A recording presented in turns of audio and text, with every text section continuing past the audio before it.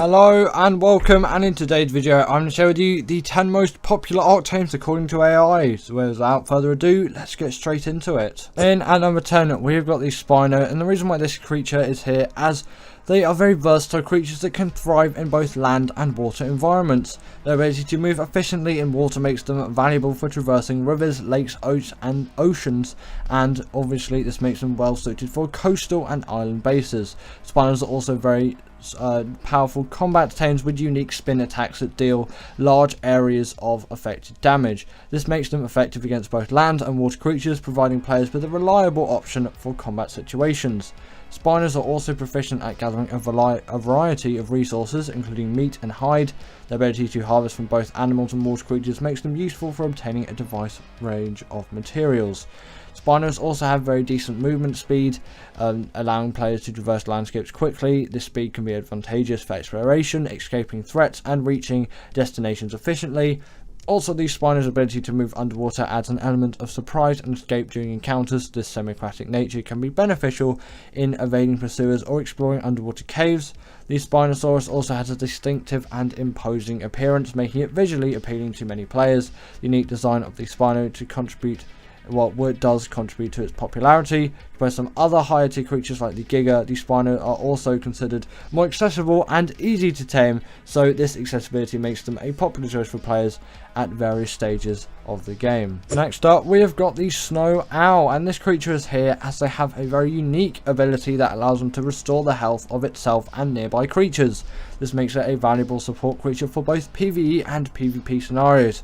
The ability to rapidly heal during battle and after battles contributes to its popularity. Also, the Snow Owl can use a freeze breath attack which slows down and eventually freezes enemy creatures and players. This ability is used for crowd control during raids, taming or defending against hostile creatures. Pretty sure the Snow Owl doesn't have that, but okay, AI will go with it. Also, they have a thermal vision mode, allowing them to detect creatures and players even in low visibility conditions such as the dark or certain weather events. This makes them excellent scouts and useful for exploration. This is definitely where I can agree with the AI here. Also, when equipped with this saddle, the Snow Owl can reduce fall damage for both itself and the riders. This makes it a preferred choice for players who need to traverse mountainous or elevated terrain, as well as those who engage in high altitude activities. Not really relevant. The Snow Owl isn't going to reduce full damage by having a saddle on. It's just going to have more armor, but I don't think that would really contribute to it. And also, compared to some other higher tier creatures, the Snow Owl is considered relatively easy to tame, so it's quite accessible to a wide range of players. Also, being a flying creature, the Snow Owl has the advantage of just very easy mobility, allowing players to quickly traverse the map. Its ability to land on the ground or water provides versatility in different environments. The Snow Owl's ability to ignore the effects of cold weather makes it an excellent choice for players living in colder regions of the Ark map. Its ability to travel comfortably in these areas really does contribute to its popularity. While not as specialised as some creatures, the Snow Owl is capable of gathering resources, including organic polymer from creatures it kills. This makes it a versatile companion for resource collection.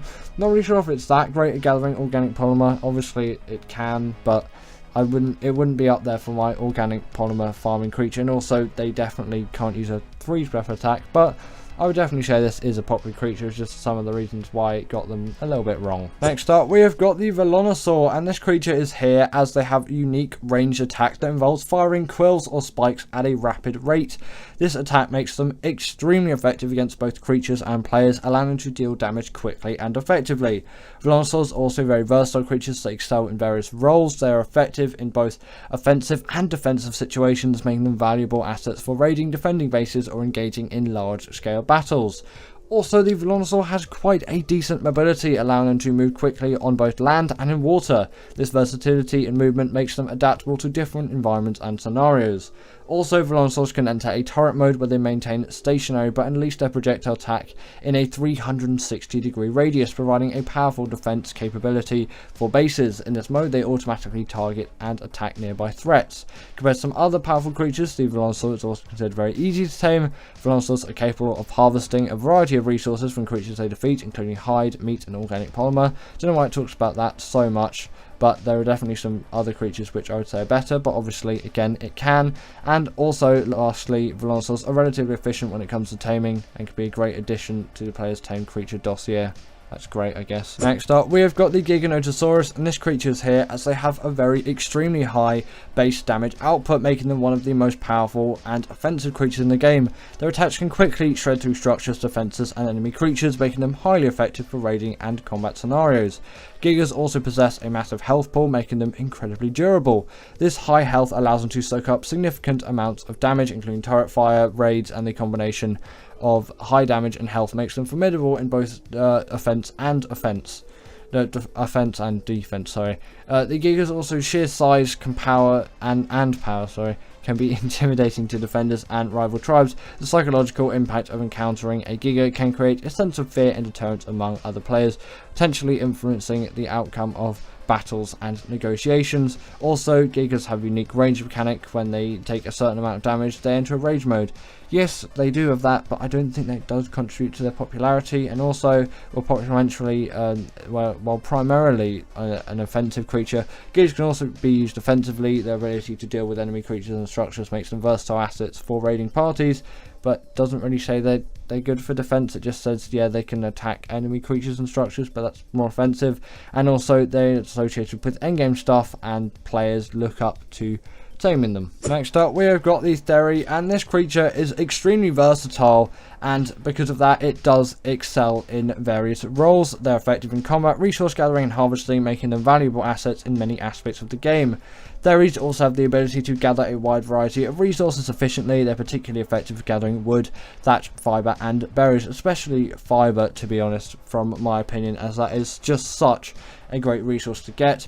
Also, they're formidable combatants with high base damage and decent health pools. Their ability to deal damage quickly, coupled with their versatility in harvesting resources, makes them popular choices for both offensive and defensive purposes. Compared to some other higher tier creatures, they're also pretty easy to tame. Does tend to say that about a lot of creatures though, but at least it didn't say about the Giga, although that's not the hardest tame to tame out there. Also, do take into mind it is taking its data from 2022, so it doesn't know of the Rhinogonat or the Kark or the Desmos, things like that. Obviously, they're not going to be on the list. Also, there is a herbivores, which means they're easier to maintain compared to carnivores. Not really true, and the AI seems to always prefer herbivores in that aspect, but I don't really think that is generally what happens, because meat is just so easy to get compared to berries. And yes, you can even use a berry gatherer and it's fine, but still, you know, it's like meat tends to be a lot easier to gather when you're at the stage when you're taming a Theory. Also, they have a unique ability to gather rare flowers and rare mushrooms from bushes. This makes them quite valuable. I'm not sure if they can do that, but if they can, then it's definitely a nice ability. Never really seen them do it, but you know, who knows, I guess. In at number 5, we've got the Thyla, and this creature is here as they have a very unique climbing ability, allowing it to scale vertical surfaces such as trees and cliffs. This makes it an excellent choice for traversing different terrains and reaching elevated areas that other creatures might struggle with. Also, Thylas have a pouncing ability that allows them to perform stealthy ambush attacks. There's actually a bit of a grammatical mistake there from ChatGPT, which is lovely. Thought it was perfect English, ChatGPT. Come on, get better at this. Also, this ability can be advantageous in both hunting and combat situations, as it enables the Thyla to quickly close the distance to its target.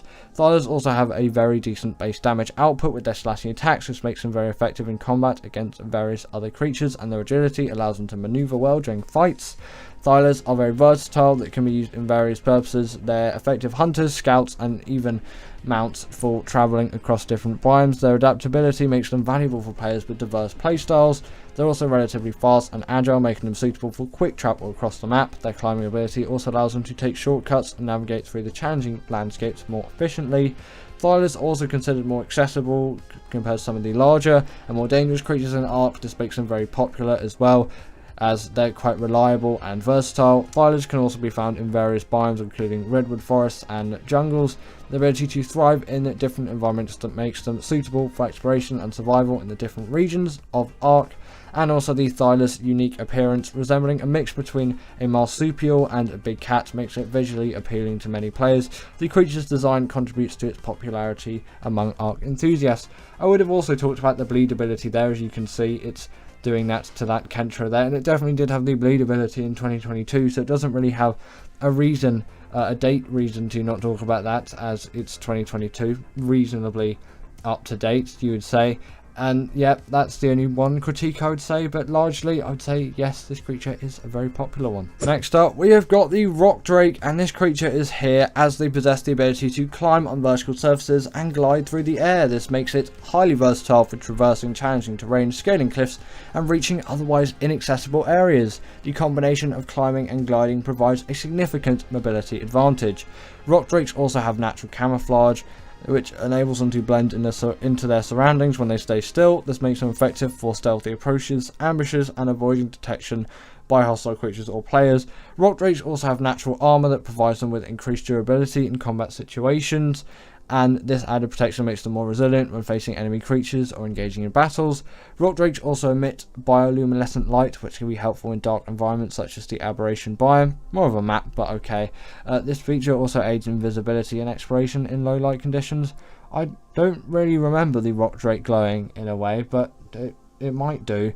Again, I'm slightly out to date with some of the Aberration creatures because I really haven't touched on that map in a while. But, you know, did the AI get it wrong or did it get it right there? Because I'm not quite sure with a few of these things.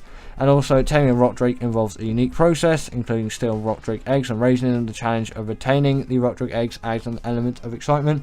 Definitely would agree with that, although it's not the most inventive thing considering the Wyverns did it first, so it wasn't really that new. And also the Rock Drake's mobility, stealth and gliding make it a valuable asset in PvP. Players can use them for surprise attacks and just quick getaways. Also, the Rock Drake's appearance, resembling a blend of a dragon, reptilian with some reptilian features, contributes to its popularity. Its design stands out and appeals to players who appreciate visually extinct and intriguing creatures.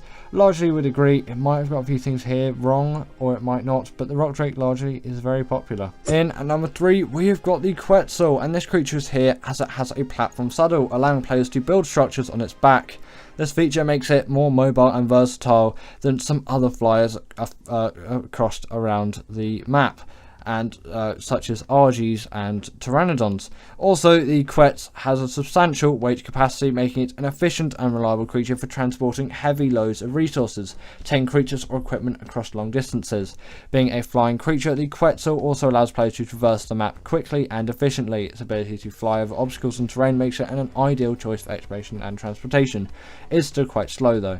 The platform saddle of the Quetzal allows for the placement of turrets, turning it into a formidable flying weapons platform. This makes it a very popular choice for raids. They also have a very high stamina pool, enabling it to fly for extended periods. They can be relatively easy to tame compared to some other high-tier creatures. Definitely not if you're going solo, but I guess the net gun does exist now. And they also do provide a significant advantage during raids as they can fly.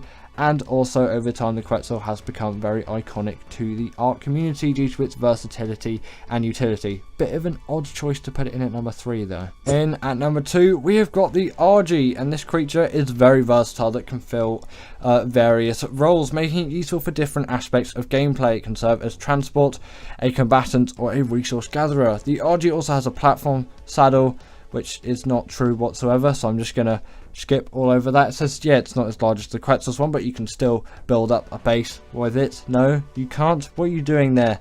No platform saddle on the Argy. But the Argy does have a very substantial carrying weight, making it an excellent choice for transporting resources, tame creatures, or supplies over long distances. Its carrying capacity is valuable for resource gathering and logistical operations. The Argy also has a very decent stamina pool, allowing it to cover long distances without the need for frequent rests.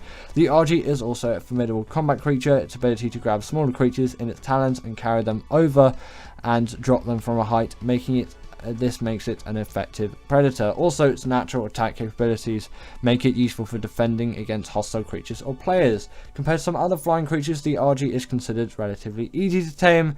It's just a very simple knockout one. The Argy can also be found in various biomes, including mountains, tundra, and forests. And while not specialised for resource gathering, the Argy can efficiently collect meat from falling creatures using its attack. Also, they're commonly found at different parts of Ark, so it makes them quite accessible for players at various stages, and over time the Argy has become very iconic. Bit strange that you won't talk about the smithy being in the saddle. It thinks the LG is a platform saddle, and that regen buff is quite iconic as well. But, you know, it does make sense. They just put it here for some of the wrong reasons. And finally, AI decided that the most popular Ark creature is the Rex, as it has a significantly high base damage output, making it a very formidable combatant. Its powerful bite deals substantial damage to both creatures and structures, making it valuable in various combat scenarios. The Rex also boasts a very large health pool, making it a tanky and durable creature. Its ability to withstand attacks makes it effective in soaking up damage during battles and raids. The Rex is also a very versatile creature that can be used in various roles, whether it's engaging in combat, defending a base, or taking on powerful bosses. The Rex's versatility makes it a popular choice for many players. Compared to some other high tier creatures, the Rex is also considered relatively easy to tame. Its passive taming nature and the availability of kibble are the preferred taming foods, making it accessible to players at different levels. When multiple Rexes are used in a group, they benefit from a pack bonus that increases their damage output.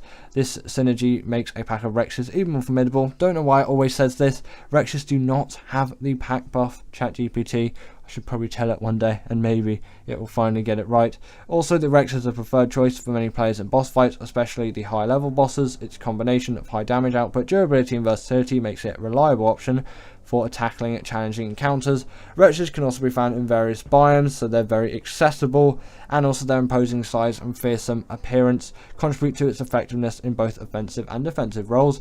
The psychological impact back from the last video, encountering a Rex in the wild or during a raid can create some sense of fear or intimidation. It's all about that psychological impact, guys.